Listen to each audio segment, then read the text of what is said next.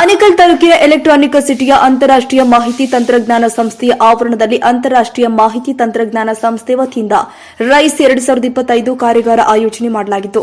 Rice 2025 ಕಾರ್ಯಾಗಾರದಲ್ಲಿ ಆರೋಗ್ಯ ರಕ್ಷಣೆ ಮತ್ತು ಸ್ಮಾರ್ಟ್ ತಯಾರಿಕೆ ಸೇರಿ ಹಲವು ನಿರ್ಣಾಯಕ ಕ್ಷೇತ್ರದಲ್ಲಿ 5G ಮತ್ತು 6G ತಂತ್ರಜ್ಞಾನ ರೂಪಾಂತರಿಸಿ ಕ್ರಾಂತಿಕಾರಿ ಬದಲಾವಣೆ ತರುವ ವಿವಿಧ ಆಯಾಮಗಳ ಕುರಿತು ಚರ್ಚೆ ಮಾಡಲಾಗಿದೆ. ಇನ್ನು ಕಾರ್ಯಾಗಾರದಲ್ಲಿ ಸಂಶೋಧಕರು, ಉದ್ಯಮಿಗಳು, ವಿದ್ಯಾರ್ಥಿಗಳು ಮತ್ತು ತಂತ್ರಜ್ಞರು ಭಾಗಿಯಾಗಿದ್ದರು.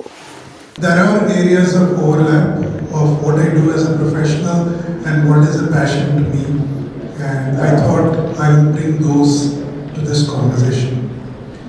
And when I saw this acronym RISE, it says Research, Innovation, Social and Entrepreneurship. So I'll probably leave the R and I to people who are more qualified, and I'll speak a little bit about S and E today. Without further ado, let me get started. So I want to draw the attention, and I think I'm glad Mr. Sutar is still here. He spoke about this. There are three aspects when it comes to health, and the first of such is awareness. And today, a lot of us are very privileged in terms of what we know about healthcare, how we need to take care of ourselves. But if you see some of the text over there on the screen, that is unfortunately the state of where we are in India as a whole, with a lot of our population being in rural India, and awareness being poor, not just because it's rural India, but also the awareness among women is significantly less, and that needs to be addressed. Next thing is access. Once again, it's a rural India which accounts for more than 70% of our population. However, again, I think Mr. Sutar or someone else spoke about the availability of doctors. There may be PHCs, but where are the doctors? Probably multiple lakhs of population for a doctor or two, right? That's a problem. And by the way, I have quoted sources here because I'm not an expert on these statistics, so I made sure that whatever I felt were reliable numbers I picked up. And then we are still in India, let's not forget that. And come what may, I think this question around cost is always going to be critical in what becomes a successful application, a successful utilization of a technology versus what doesn't. Now, as long as, and now let me touch a little bit about the entrepreneurship part right within the RISE. So I see a lot of interest among entrepreneurs to come up with new solutions, utilize, and again I go back to Mr. Sutar when he said he walks into this room and he considers this to be a theatre and you want to develop something over here, right? Or you have different things that you have come into a place where you have a great opportunity to develop new applications. But let's be a little careful when we think about an idea. On the one hand, let's be responsible of developing something which is impacting people, but let's also not forget that we need to find a way to make it successful, which means it has to be cost competitive for our country. You can get guidance when that surgeon has cut open something and he or she is seeing something that they may not have expected. What is the next right thing, next best action to be taken? Now, this whole term of clinical decision support system is it's a catch-all term, but it means very different things based on the context in which you are working. So in this particular context, is there a way by which you can be guided based on what you are seeing, and therefore as a junior doctor you are able to give care to your patients at the same level as a 25-30 year experienced person can do? Now you step back for a moment and think if all of that is automated through robots, and even if it's a very complicated surgery, if this can be managed remotely. So that is the extent of care we are talking about.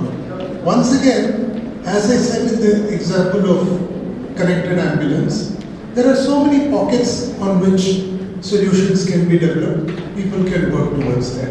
Wipro and after that probably a couple of startups, and right now I think more than 10 years he's been kind of founder and CTO of Excel with very interesting product, and probably one of the very few people who started applying the Stanford bioscience process in India. And I came to know about this whole terminology called clinical immersion from here, sir, when we used to take his help for some of the startups, right? Clinical immersion actually is something very similar to what I learned in terminology called ethnography, right? So where you learn, observe how some things flow in hospital or whatever environment you want to put the product. So we actually pioneered those two things, and then got products successfully. That to hardware products, right? Medical equipment product is hardware itself is tough, but medical equipment hardware is even more tougher. So he had successfully kind of brought few products into the market, not just in India but global. So that is the area of success. So I think with that brief introduction, probably we'll start this panel discussion. I think we are running late, so we'll try to make it as quick as possible. Just to give you the context, so I think a lot of speakers have highlighted about the technology aspect as well as the practicality of applying it to the healthcare domain. So I think we have very good panel members who can throw some of the light on some of these challenges. But I just want to kind of recall just a couple of things which came to my mind as I listened to all the speakers this morning. So yesterday I was going in my scooter and as usual Bangalore traffic, right? So somewhere I had to stop, and then I was like, next to my scooter was another guy, must be 60 plus year old. Nowadays all the delivery guys put that mobile phone on the scooter, right, on the front. So his ODI match was running, Champions Trophy, and India versus Bangladesh. I looked at him and then he smiled at me. I asked him, what is the score? He told me 103 for all. Okay, so that is like what Sundar sir talked about, an enhanced broadband mobile capability, right? OTT streaming, people are like on the traffic in scooter, people are watching OTT, right? That's a perfect example. But at the same time, I also remember few years back, I was attending the Bangalore event in Ragala Palace. I think some of you might have heard about L&T chairman, not Mr. Subramanian, right? The previous chairman. Okay, that is Mr. A.M. Naik, right? So he told me that, he was a keynote speaker. He talked about, in that time it was 3G to 4G and 2.5G to 3G. He told that all of you guys are talking about technology, all that. I'm coming from airport to here, and I was on call with my colleagues and it dropped 6 times. Can you do something about making these calls not drop, right? That was a reality, right? I don't know. Did you guys, anybody still have call drop problem? Okay, right. So that is like, these are all practical things, right? So when we talk about healthcare, it's very critical. All of us know that there is such a big gap, and these things are supposed to help us. So we'll see, how we can take it up and then see some of the aspects, can be. I think Dr. Das talked about 15 years we have problems to solve, so which is very good. So maybe I will start with Professor Srikanth and. Thank you, and good to see you all here. So I think I'll use Elimanas as an example to look at. As an example to look at how healthcare can be improved, disrupted, whatever the right word is, with communication technologies. So the basic idea of Elimanas is, I think, as a lot of the introductory things were there in the previous talk. So India has a huge health equity problem, which means a large number of people don't have access to healthcare, or it's not available where they are. And specifically, if you look at mental health, that's the crisis. The numbers are much worse than what we saw there. And in our research center, we work closely with NIMHANS and looking at how technology can help different kinds of mental health service delivery, how to improve that. And so one problem was, how can people reach out for help to psychiatrists, psychologists, counselors, and so on. And this was exacerbated during COVID, when everybody had to reach out, and NIMHANS set up a very successful helpline, which was very successful in the sense they had thousands of calls every day. And that idea was then translated to say, can we now roll out, and this is an idea coming from the Health Ministry, Government of India, saying, can we roll out a national helpline where anybody can call for help from anywhere in the country with a simple phone call.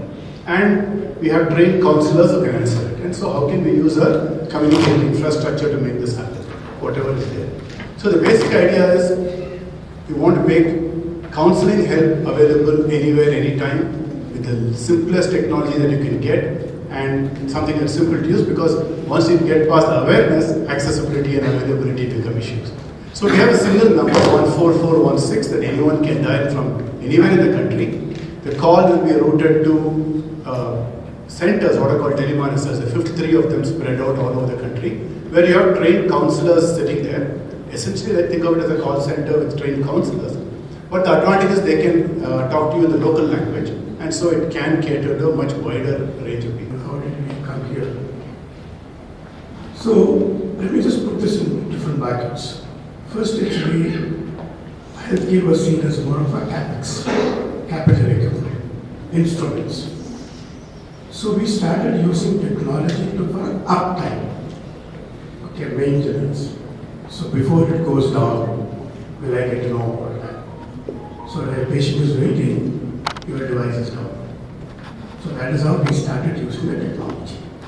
That's the first thing. Second, actually, from instrument, we started seeing that, hey, healthcare is no more a biology business, it's an information business. Start from saying, okay, I have a headache. ನಮ್ಮ ಹೆಸರು ಚಂದ್ರಶೇಖರ್ ಅಂತ dean ಅಕಾಡೆಮಿಕ್ಸಲ್ಲಿ, ಇವ್ರ ಹೆಸರು Sridhar dean, ಅವರು dean. So main ಉದ್ದೇಶ ಏನಂದರೆ ಇಲ್ಲಿ ಎಷ್ಟೋ ರಿಸರ್ಚ್ ನಡ್ತಾ ಇದೆ.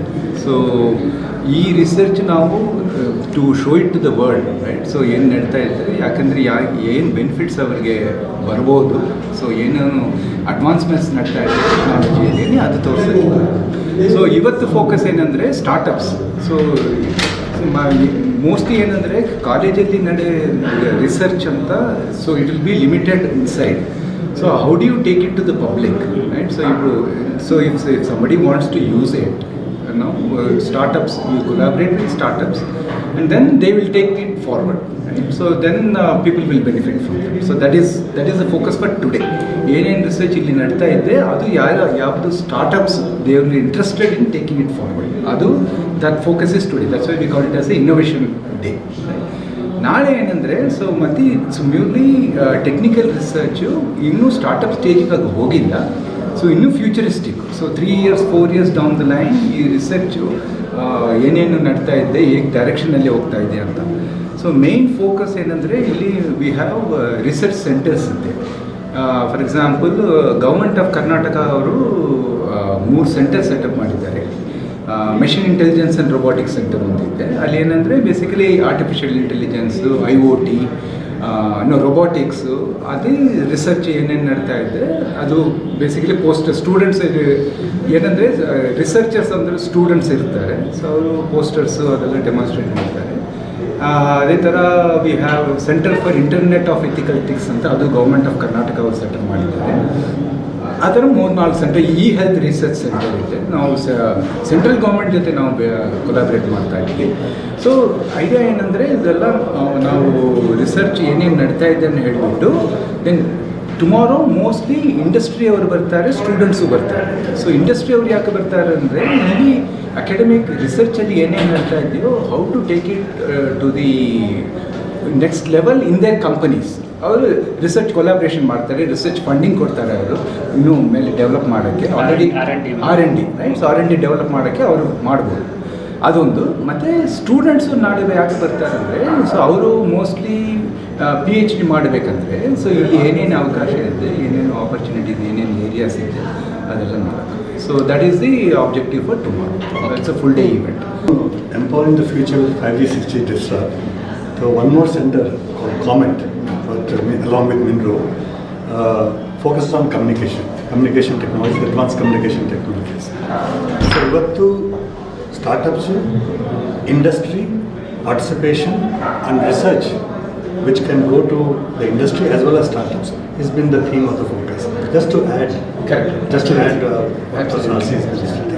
5G, 6G, beyond that. Okay. So the technologies which are developed, which we are working on this space, plus what the industry is working, sharing it to the participants, which is people from the startup, students, academician and industry. Okay. That's been the theme. Okay. And just to add with what Professor Narsi and Professor Shah said.